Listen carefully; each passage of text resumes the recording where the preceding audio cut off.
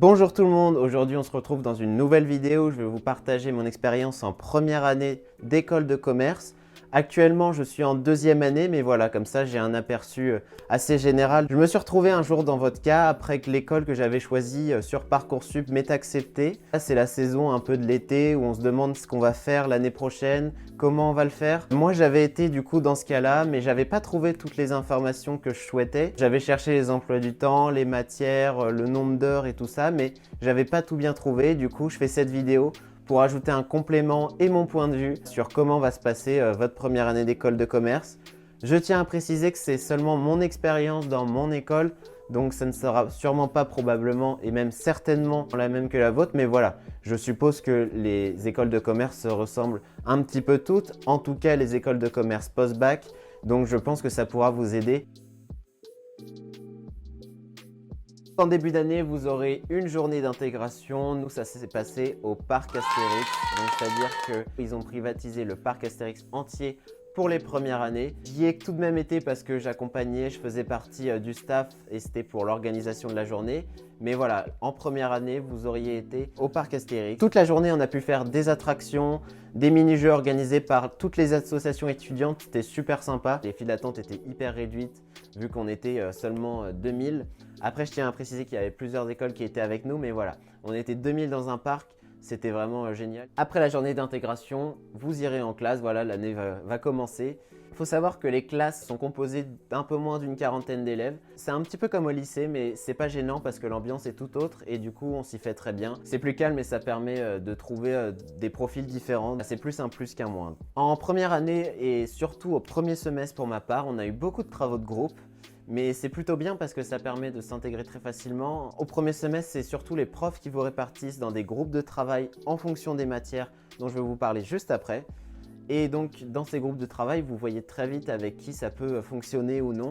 Surtout, le travail, ça permet vraiment d'inspecter les autres en profondeur très rapidement. J'ai envie de dire c'est la première solution pour vous faire vos premiers potes dans la classe ou quoi. C'est vraiment de travailler avec eux et de s'investir dans ce travail-là parce que si vous ne vous investissez pas, il n'y aura pas de retour et vous ne montrerez pas qui vous êtes réellement.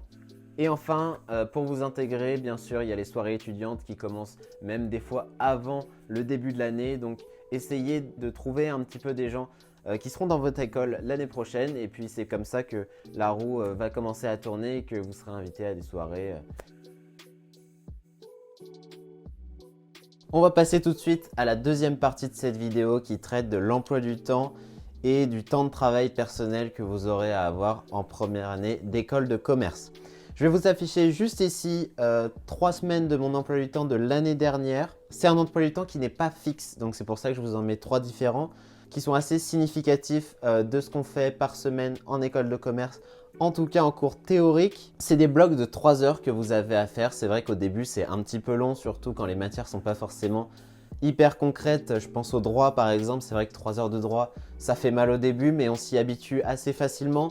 Après, c'est vrai que c'est des matières qui sont censées vous intéresser vu que vous faites une école de commerce. C'est pas comme au lycée si vous aviez enchaîné 3 heures de philo. Là, c'est vrai que bon, c'est vrai que 3 heures de droit, c'est beaucoup, mais si vous faites 3 heures d'économie ou quoi, ça peut aller plus vite, surtout par exemple si il y a de l'interaction dans le cours. Personnellement, je recommande 15 à 1h30 de travail personnel par jour. C'est un intervalle qui est vraiment énorme, mais en fait, ça se justifie par le fait que en début de semestre, c'est l'introduction en matière. Vous avez vraiment très peu de devoirs, très peu de quiz. Par contre, plus vous avancez sur le semestre, plus vous avez des rendus à faire, plus vous avez des évaluations, plus vous avez les partiels qui arrivent et donc les révisions. Et c'est pour ça que le temps de travail en fait augmente au fur et à mesure du semestre. Si j'avais un conseil à vous donner, ce serait bien évidemment de faire vos travaux de groupe et de les commencer dès le début. Les cours fonctionnent par semestre, donc ce n'est pas comme les trimestres au lycée, c'est-à-dire que vous aurez 2 périodes de cours différentes. En fait, vous allez commencer votre premier semestre avec un certain nombre de cours que vous aurez jusqu'à la fin de ce semestre qui se situe en décembre. Là, vous aurez les partiels, mais c'est une autre partie que je vais traiter un peu plus tard dans la vidéo. Et ensuite, de janvier à mai, souvent, c'est la deuxième partie, donc vous aurez d'autres cours. Donc il y a des cours qui ne changent pas en fonction des trimestres. Je pense aux langues par exemple, donc ça c'est toute l'année. Mais la majorité des cours changent, évoluent. Ça permet de recommencer d'autres choses et c'est plus intéressant. Je vais vous faire une petite liste des cours que j'ai eus l'année dernière. Donc on a eu de la finance, du marketing, transition climatique, c'est un cours sur le climat, donc on étudie un peu tout ce qui est rapport du GIEC et tout ça. Le droit, on a eu 2 cours de droit, droit du travail et droit des affaires il me semble. Ensuite on a eu du management, on a les langues bien sûr avec la LV1 et la LV2. On a la comptabilité, on a eu de la vente et de l'étude de marché. Donc voilà, vous pouvez voir que c'est vraiment des fondamentaux de l'entreprise. C'est des matières qui sont plus ou moins concrètes après. Par exemple, la comptabilité, c'est vraiment concret. On fait beaucoup d'exercices alors que le droit, c'est plutôt théorique. Et on a vraiment le prof qui va faire un cours avec son PowerPoint. Ce n'est pas pour ça que c'est moins intéressant, mais c'est vrai que c'est plus dur à suivre pour la majorité des élèves.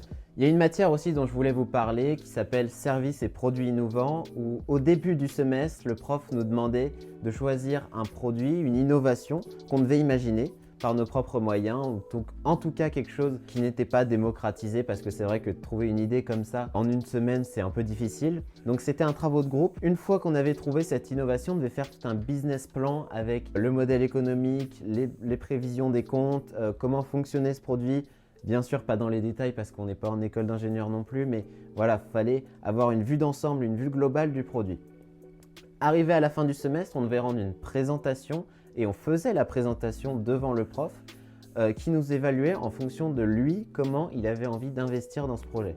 C'est-à-dire que s'il arrivait à se projeter, il pensait qu'on pouvait tirer du bénéfice de ce projet-là, il nous mettait une bonne note. À l'inverse, il nous en mettait une moins bonne. Donc voilà, c'est pour vous dire que vraiment toutes ces matières, elles vous apportent quelque chose de concret. Donc les cours, c'est des cours en classe, donc comme je vous ai dit, c'est un peu moins d'une quarantaine d'élèves, ça se fait très bien. On a aussi des TD qui sont, où on coupe la classe en deux et à ce moment-là, on peut faire des travaux pratiques. Je pense par exemple à la vente où je sais qu'on a fait des TD où on essayait de vendre des choses. Voilà, donc c'est pour de l'entraînement, c'est pour plus d'interaction. Ensuite, tout au long d'un semestre, on est évalué par des quiz. C'est pas des évaluations écrites comme on a au lycée, mais la plupart du temps, c'est des petits quiz de 5-10 minutes en début de cours pour vérifier qu'on a bien lu le cours d'avant, qu'on a bien suivi et tout ça. Donc ça permet d'avoir une note de contrôle continu et derrière, on aura le partiel. Donc en général, c'est 50-50, c'est-à-dire qu'on aura 50% de notre note finale en contrôle continu sur les quiz qu'on aura fait tout au long du semestre, qui sont plus ou moins durs en fonction des matières.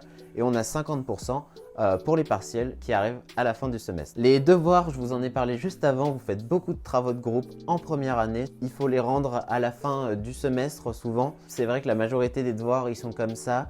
Après, vous avez aussi d'autres devoirs qui sont donnés à titre individuel, mais c'est plus rare, en première année en tout cas.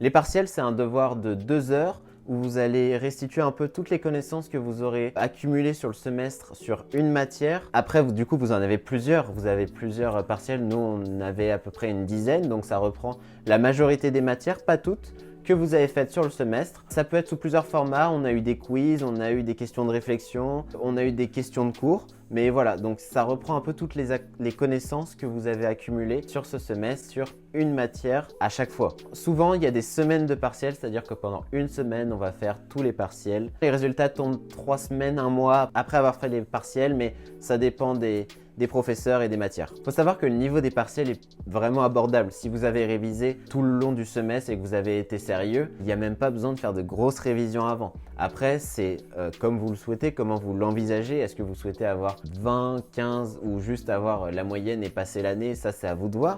Mais en tout cas, pour passer une matière en partiel, il suffit juste d'être sérieux et régulier dans son travail. Il n'y a pas besoin de réviser plus que ça. Après, il y a des matières qui sont plus ou moins réussies. La comptabilité, par exemple, c'est quelque chose qui pose problème souvent parce que c'est vrai que c'est binaire. Si vous comprenez, vous avez une très bonne note. À l'inverse, si vous n'avez pas compris comment ça marchait, vous pouvez très vite avoir une mauvaise note. Voilà, donc ça change et ça varie en fonction des partiels et des matières. Dans le cas où vous n'arrivez pas à avoir la moyenne à un partiel dans une matière, vous serez convoqué au rattrapage.